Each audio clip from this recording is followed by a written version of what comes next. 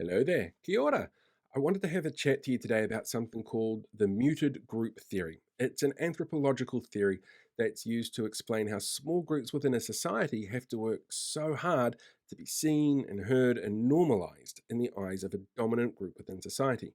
We can use this as a framework to be able to interpret media and broadcasts, and you can apply this to pretty much any sort of marginalized group in society, whether it's senior citizens, disabled people, the rainbow community. For this exercise, though, I'm going to be using users of Te Reo Māori as the marginalised group as an example here. Now, this theory posits that there is a dominant system that's constructed by the people who have basically got the most control, and it's a system that suits them and protects themselves within that system. Then you have a marginalised group that have to learn the dominant systems to be able to change them to then be able to normalise the views of marginalised groups to those people who are part of the dominant system. There are four tools, though, that come into play from the dominant system to basically keep marginalised groups down. And we've seen examples of this over the last few months from our new government. There's ridicule, which is basically trivialising the opinions of the marginalised group. There's ritual, which is institutional policy that stops marginalised groups from changing the dominant system.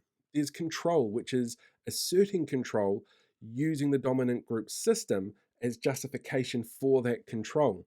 And there's harassment, which is public harassment to ensure that marginalized communities feel pressure to conform and not change to the dominant system. But there are tools out there that the marginalized groups can use to basically change the system, like naming the factors that stop systemic change, reclaim and celebrate discourse around the marginalized groups, create new terms that are more inclusive of marginalized groups, and to use media platforms to give these groups a voice. And when you've got the democratization of media through platforms like Instagram and TikTok and YouTube, those are really powerful tools in being able to change that discourse around marginalized groups. And this theory works on a couple of assumptions, like the fact that everybody's going to have a different worldview based on their own lived experiences. But the common thread is that a marginalized group is going to have been targeted by the dominant group. Dominant groups define the language that's used to communicate, and marginalized groups have to go through a translation process to fit with that dominant group before things become normalized.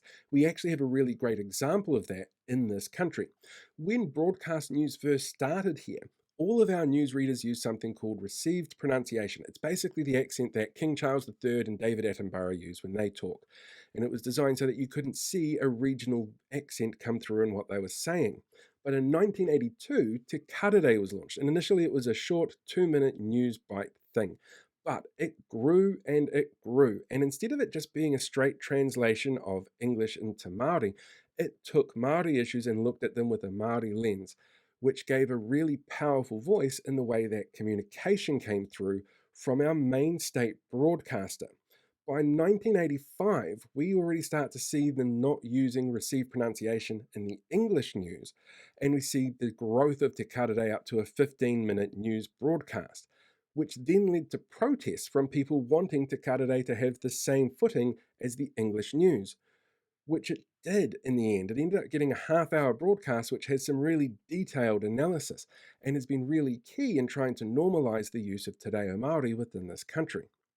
If you have a breakdown of what these rules and assumptions and different methodologies are used to keep marginalised groups down, you can apply that to pretty much any marginalised group, but it can also show you what it is that our government is doing in literally trying to roll back and cement a certain system for a certain perspective when it comes to the use of Te Reo Māori in this country.